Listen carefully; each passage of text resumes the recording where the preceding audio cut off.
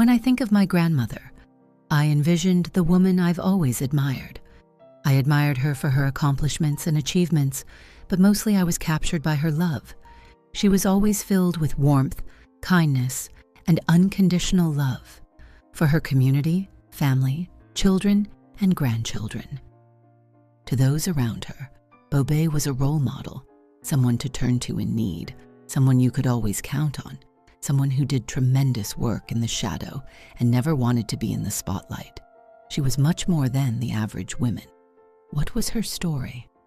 Deborah Denise Silber was born May 26, 1938 in France. Her parents, Shaya and Raizel Silber, had 5 children. The eldest, Feiga Esther, passed away young from a childhood illness. 2 boys, Jojo and Edmond. The youngest, Micheline. Raizel Goldberger and Shaya Silber were both Hungarian. Raizel grew up in Jarmy, Hungary, and Shaya in Nirmada, Hungary, approximately 19 kilometers away from each other. Shaya was born September 23, 1900. Raizel May 14, 1904. Oddly enough, Raizel and Shaya were first cousins. They had never met before. The following audio you will hear was a conversation I recorded with my grandmother, October of 2019. En 1918, ils ont pris papa au service militaire. Il y avait la guerre 14-18. Ils ont pris mon père au service militaire. En France? Non, en Hongrie. Et après la guerre, il est venu en France. Après la guerre, il est venu tout seul en France. Il a cherché du travail, il a trouvé du travail. Travaille en quoi? Il travaillait dans un garage. Il réparait les voitures, les bateaux. Il allait sur... À l'époque, il y avait beaucoup de bateaux qui... Mécanique. Mécanique. Il y avait avant le transport, il n'y avait pas tellement de trains. Oui. Tous les transports de grosses marchandises se faisaient sur les bateaux dans la Seine, sur la Seine. Oui. D'une rivière à l'autre, d'un fleuve à l'autre. Tu vois, il y a toujours des raccords. Et il travaillait pour réparer et les bateaux, et les voitures, et les camions, les choses comme ça. Il travaillait dans un grand garage. Oui. Et quand il avait déjà une parnassa, il est retourné en Hongrie pour chercher à se marier. Mais à l'époque, il n'y avait pas beaucoup de gens froumes à Paris. Okay. Et en rentrant en Hongrie, il a dit, bon, puisque je suis en route, je vais passer... Mes parents, ils étaient cousins. Oui. Il dit, je vais passer là où ma mère, elle habite, pour dire bonjour à mon oncle et à ma tante. Et il a fait connaissance de ma mère. Et ils se sont fiancés. Papa, il est revenu en France. Il a acheté une maison. Il s'est installé à Vigneux. Et maman, elle est venue... Vigneux? Vigneux. C'est où ça en France? C'est à côté de Brunois. Ok. Ça, c'est dans le sud? Sud. Ok. Et qu'est-ce que j'étais en train de te dire? Il est venu en France tout seul? Il est venu en France tout seul, il s'est installé, il a trouvé une maison, une petite maison. Et maman, elle est venue, ça c'était en Ticherie, maman elle est venue pour le jour mes grands-parents ils ont étudié que, maman elle arrive le jour à Paris, tout de suite elle se marie. Le jour même qu'elle arrive. Et ça c'était l'Akba Omer. Ça c'est quelques mois après? Oui. Attends, c'était en quelle année? Il faut demander à Edmond ou Jojo. Edmond, Jojo, ils doivent savoir. Ok. Et elle est arrivée Lac-Boismer, directement du train. Mon père, il est allé au Pletz. Je crois que c'était au 17 ou au 25, hein, je ne sais plus lequel. Une des choules de la rue des Rosiers. Il a rassemblé un minyan. Ils ont fait la roupa. On a eu beaucoup de chance. Micheline, elle est née en octobre 1940. Avant, on a couché à la maison. Mais quand la guerre elle a commencé, tous les médecins, tous les infirmières, ils ont été pris d'office à l'armée. Mhm. Elle était obligée, les médecins privés, pas des hôpitaux, les médecins privés. Alors, ma sœur, elle est née en octobre 1940. Et on habitait déjà à Choisy-le-Roi. Maman a été obligée d'aller à l'hôpital à Paris. Elle est partie à l'hôpital à Paris pour accoucher. Elle est partie à l'hôpital à Paris. Et elle a eu un accouchement très difficile avec des complications et des restos. Nous, on est nés très facilement, mais Micheline, c'était pas facile du tout. Et là-bas, à l'hôpital, il y avait une infirmière qui s'appelait Madame Fournier. Et elle habitait aussi à Choisy-le-Roi. Fournier. F-O-U-R-N-I-E-R. Fournier. I want to take a moment to pause the conversation here. Without the help of Gabrielle Fournier, our family as we know it today might not be here. She took the tremendous responsibility of saving our family from Nazi regime at the risk of her and her family's life. I found it interesting how my grandmother chose to spell out the name. When interviewing her brother Edmond, he did the same thing. Without asking, they both instinctively spelled out the name. To me, this signifies the importance it holds to them, subconsciously ensuring the name is not forgotten, as it was vital to our existence. C'était le mari et ses enfants, ils sont rentrés dans la résistance, ils sont morts dans la résistance. Et quand elle a su que nous, on était des Yehudim, elle avait une maison dans la campagne, loin, pas tellement loin de Bruno, mais après Brunois, tu vois. Et là-bas, c'était entouré de champs et de fermes. Il y avait c'était pas une grande ville. Oui. Elle a dit tout de suite, Madame Silber, vous n'avez pas le droit de rester à Choisy-le-Roi avec les enfants. Vous partez là-bas. On n'a jamais eu faim. Parce que il y avait un jardin. Et maman, elle cultivait des légumes, toutes sortes, des pommes de terre, des haricots, des petits pois, toutes sortes de légumes. Il y avait un petit jardin, il était toujours plein de légumes. Il y avait des arbres fruitiers aussi. Il y avait des pommes, je me rappelle, il y avait des cerises, des poires. Et mes frères, c'était entouré des champs, à la campagne. Après, quand on coupait le blé, il y a toujours des graines qui restent. Quand on fait la coupe du blé, il y a des grains qui tombent par terre, des graines de blé. Oui. T'as vu déjà comment c'est le blé? Oui.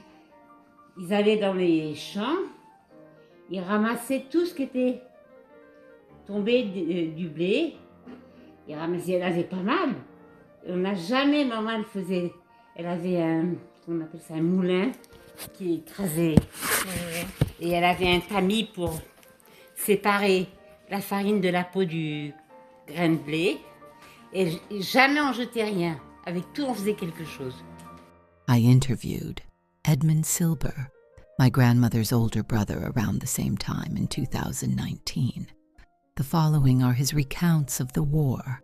I can see the small little one-room house, Studio. One room, so very basic, it's not to stay for all year long. It's to say, like, you go to the country, it's and a huge piece of land in the front. So there, my mother was, she planted all kind of vegetables, salad, carrots, garlics. There we went to school. Really? Yeah. During the war? Yeah. I don't think we didn't change the name. I don't remember. So everyone went to school? Yeah.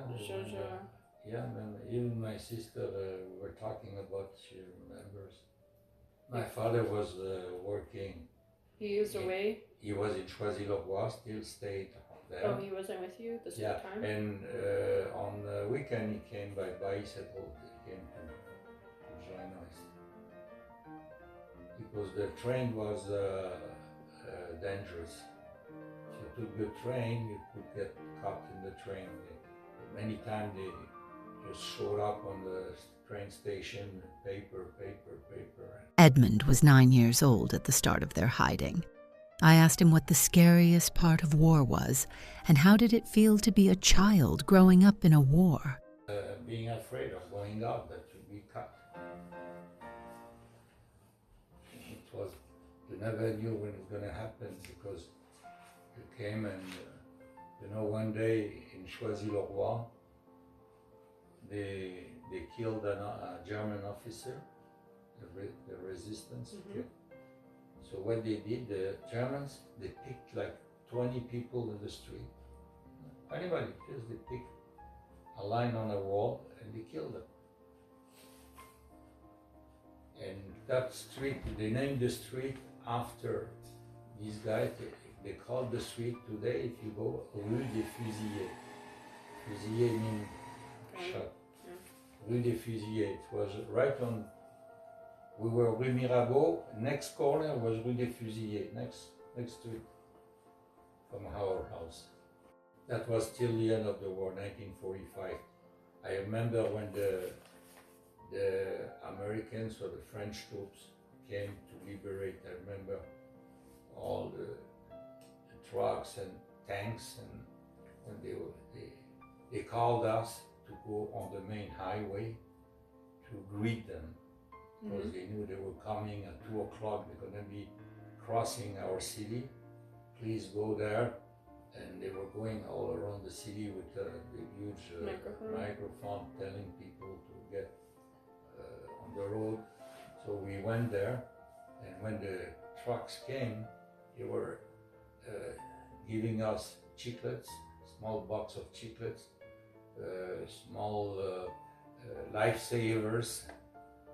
There were also cigarettes, little 5 cigarettes pack. In a little pack, 5 cigarettes, Camel, Chesterfield, Philip Morris, all these brands. They were sending like this. I came home with this, I remember. What amazes me the most is the woman Devorah became. When I think of her accomplishments, they are not the standards in society. She did not have a post-secondary education, fancy degrees, a corporate jobs, own many properties, or have significant funds in the bank. Devorah was a mother to 12 children, a grandmother to 71, and a great-grandmother to an ever-growing number. Each family member was always greeted with love and affection. She took the time to find cute postcards and write personal messages. When in her presence, she made sure to make you feel special, going out of her way to buy a fresh pastry or getting you a gift. She was incredibly warm, patient, and affectionate. With no hesitation, she donated large amounts of money to various causes, privately, seeking no external validation or recognition. She spent hours fundraising, baking, and planning events for members in the community who could not afford weddings or milestone events. Once again, silently in the shadows, it was who she was. Selfless. I question, how could she have done it? My grandfather was the sole provider. She raised 12 children late 1950s to 1970s. The economy couldn't have been that great. Her sister-in-law, Ruth, told me her repeated quote, "Vite fait, bien fait. Do it fast, but do it well." I suppose she had busy days fitting in all the tasks in her schedule. I have inherited her Silber Type A personality, which gives me great pride and the ability to juggle multiple tasks while meeting deadlines. Beyond her lifetime achievements, her impact extends beyond her 86 years on Earth. She built an empire, one across the globe. North America, South America, Europe, and Israel all contributing to light and warmth.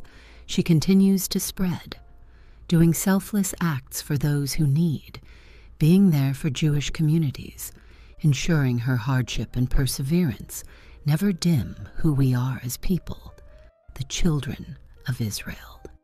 As the year goes by following her passing, I look at the candle commemorating her life. It makes me emotional. as I know I will never get the opportunity again to feel her embrace or to hear her stories. I am comforted knowing she will always remain in my life. A part of her is in me and those around me, in our actions, accomplishments, and endeavors. As the candle burns, I know it will soon not be renewed. The year will be completed.